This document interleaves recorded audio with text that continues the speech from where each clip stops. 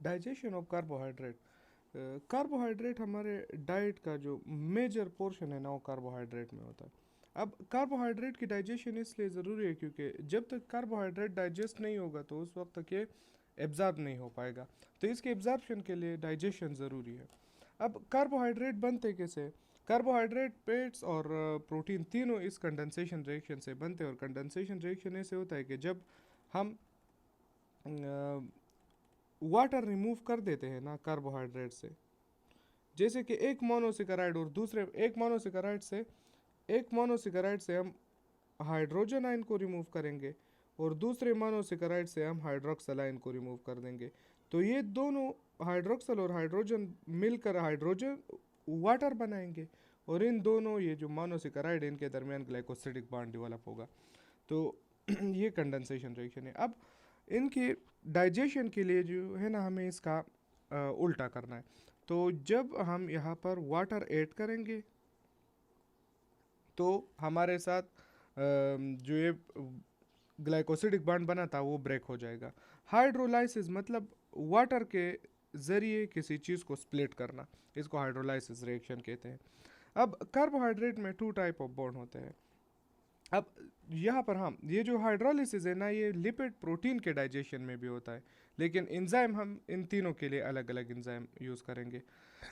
Glycosidic bond carbohydrate में adjacent monosaccharides के दरमियान होगा, बिटवीन मोनोसेकेराइड।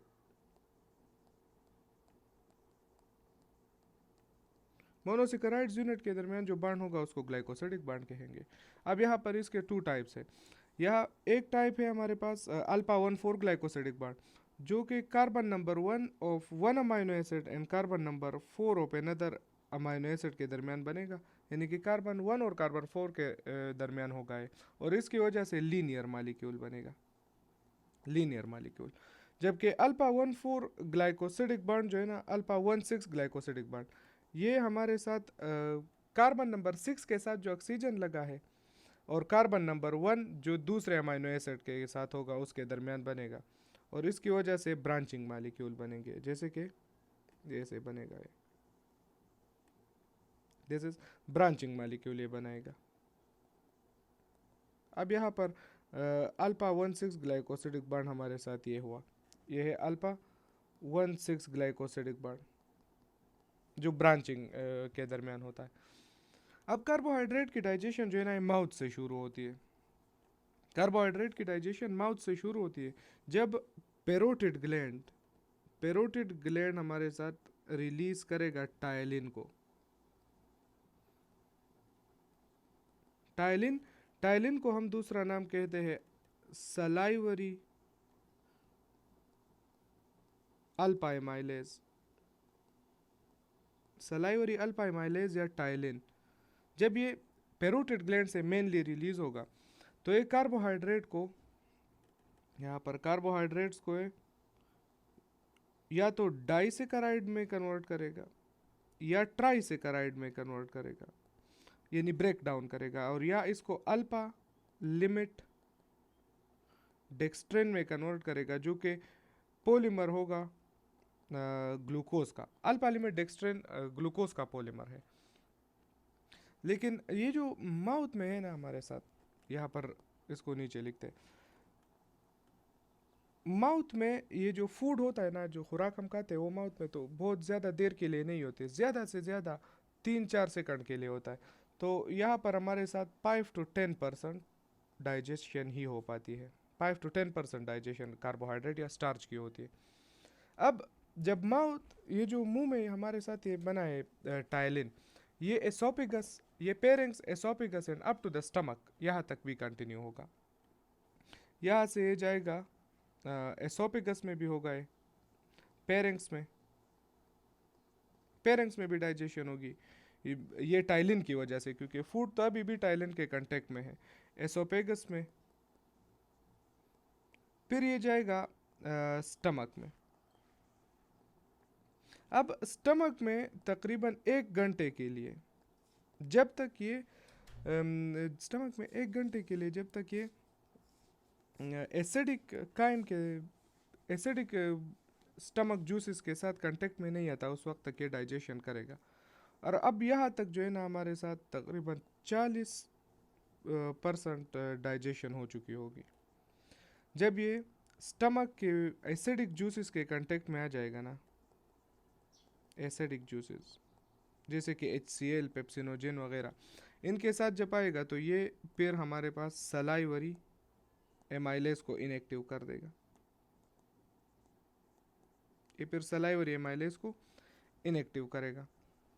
तो फिर यहाँ पर डाइजेशन स्टॉप हो जाएगी कार्बोहाइड्रेट की। फिर जब ये फूड ड्यूडेनम में चला जाए, जब ड्यूडेनम में चला जाए ना, ड्यूडेनम, तो ड्यूडेनम में इस फूड पर एक्ट करेगा हमारे साथ कौन? Pancreatic amyl alpha amylase. Pancreatic alpha amylase का एक्शन भी बिल्कुल सलाइवरी अल्फा एमाइलेज की तरह होता है, लेकिन pancreatic alpha amylase salivary alpha amylase से ज़्यादा पावरफुल होता है। ये भी इन कार्बोहाइड्रेट को फर्दर डिवाइड करेगा। जो जिसकी डाइजेशन नहीं होगी तो उधर वो उसको स्टार्च को ट्राइसेकेराइड या डाइसेकेराइड में कन्वर्ट करेगा, या इसको अल्फा लिमिट डेक्सट्रिन में कन्वर्ट कर देगा, डेक्सट्रिन में कन्वर्ट करेगा। जब ये डाइसेकेराइड, ट्राइसेकेराइड और अल्फा लिमिट डेक्सट्रिन ये बन जाए ना, तो फिर इसको हमने एंटीरोसाइट के अंदर लेकर जाना है। ये हमारे साथ एंटीरोसाइट है। माइक्रोवेलाई के ऊपर एंटीरोसाइट होते हैं, और एंटीरोसाइट में ब्रश बॉर्डर एंजाइम होते हैं ना। अब ब्रश बॉर्डर एंजाइम में से एक है लेक्टेज, फिर एक है माल्टेज, और फिर है सक्रेज। अगर हमारे साथ लेक्टोज आएगा, लेक्टोज, अगर लेक्टोज आएगा ना, तो ये लेक्टेज एंजाइम इसको कन्वर्ट करेगा ग्लूकोज प्लस गैलेक्टोज में, ग्लूकोज प्लस गैलेक्टोज में इसको कन्वर्ट कर देगा। ठीक है। अब अगर माल्टोज आएगा, माल्टोज भी एक डाइसेकेराइड है ना, तो जब माल्टोज आएगा तो ये इसको कन्वर्ट करेगा ग्लूकोज प्लस ग्लूकोज में। ठीक है। अगर अब आएगा सक्रोज, सक्रोज को ये एंजाइम कन्वर्ट कर देगा ग्लूकोज प्लस फ्रक्टोज में। ठीक है। और अगर यहाँ पर एक अल्फा लिमिट डेक्सट्रेनेज भी होता है, अल्फा लिमिट डेक्सट्रेनेज, ये हमारे पास इस ग्लूकोज पॉलीमर को ब्रेक करके ग्लूकोज बनाएगा। और यह ये अल्फा लिमिट डेक्सट्रेनेज जो है ना, ये अल्फा 1,6 ग्लाइकोसिडिक बांड को ब्रेक करेगा। ठीक है। अब ये जो ग्लूकोज, गैलेक्टोज और फ्रक्टोज बने हैं ना, ये मोनोसेकेराइड है। अब ये मोनोसेकेराइड कैसे अंदर जाएंगे यहाँ पर ये एंटीरोसाइट में? तो ग्लूकोज और गैलेक्टोज के लिए तो मैकेनिज्म सेम है, और वो ये है ना कि ये एंटीरोसाइट के बेजोलेटरल साइड पर एक पंप लगा है जो हमारे पास सोडियम को बाहर ले जाता है और पोटाशियम को उसके बदले अंदर लेकर आता है। अब इसकी वजह से जो ना सोडियम की कंसंट्रेशन यहाँ पर एंटीरोसाइट में बहुत कम होती है। इसको सोडियम पोटाशियम एटीपेज कहते हैं, जो बहुत ही मशहूर पंप है एक। और फिर यहाँ पर लूमेन में हमारे पास सोडियम की कंसंट्रेशन ज़्यादा है, तो अब ये सोडियम लूमेन से एंटीरोसाइट की तरफ आएगा। अब ये आएगा कैसे? तो यहाँ पर एक ट्रांसपोर्टर लगा है जिसको हम कहते हैं सोडियम ग्लूकोज ट्रांसपोर्टर 1। जब ये सोडियम यहाँ पर आकर बाइंड हो जाएगा ना, सोडियम यहाँ पर बाइंड होगा, तो ये पंप उस वक्त तक काम नहीं करेगा जब तक या तो गैलेक्टोज ना आए और या इसके साथ ग्लूकोज ना आए। जब ग्लूकोज और गैलेक्टोज प्लस सोडियम ये तीनों मिल जाते हैं, या ये दोनों मिल जाते हैं, ग्लूकोज और सोडियम या गैलेक्टोज और सोडियम, तो ये पंप इन दोनों को इस साइड पर लेकर आएगा। तो सोडियम भी अंदर आ जाएगा और इसके साथ हमारे साथ ग्लूकोज प्लस गैलेक्टोज ये भी अंदर आ जाएंगे।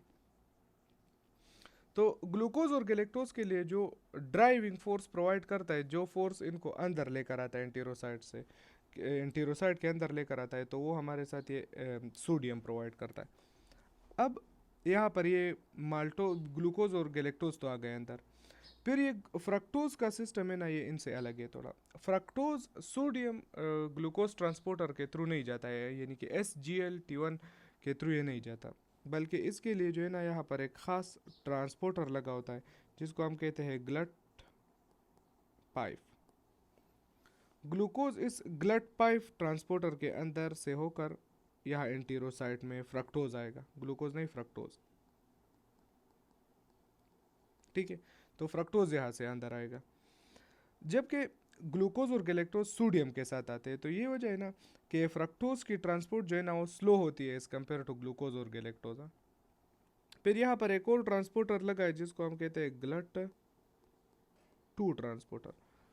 ये ग्लूकोज यानी गैलेक्टोज, ग्लूकोज और फ्रक्टोज, ये जो तीनों है ना, ये यहाँ पर ये ग्लट 2 ट्रांसपोर्टर के थ्रू बेजोलेटरल साइड में जाएंगे, glucose plus galactose plus fructose. और फिर यहाँ से ये लोग यहाँ ये हेपेटिक पोर्टल वेन के थ्रू, ये हमारे पास हेपेटिक पोर्टल वेन है, हेपेटिक पोर्टल वेन के थ्रू ये चले जाएंगे लीवर में।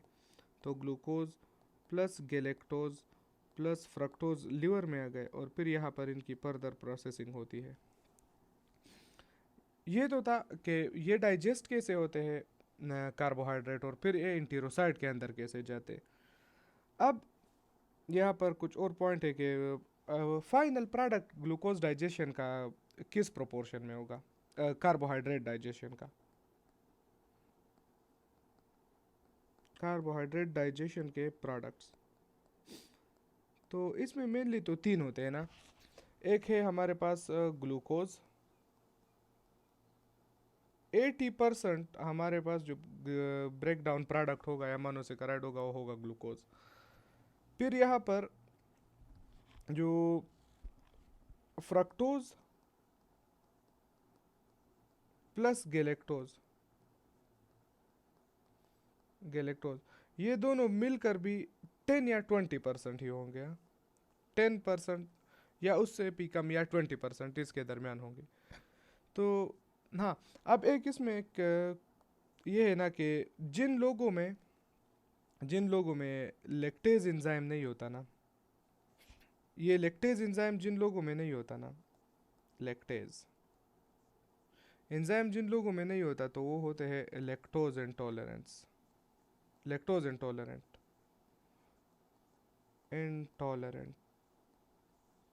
ये लोग डेयरी प्रोडक्ट को डाइजेस्ट नहीं कर पाएंगे फिर। और बस यही था ग्लूकोज कार्बोहाइड्रेट डाइजेशन में।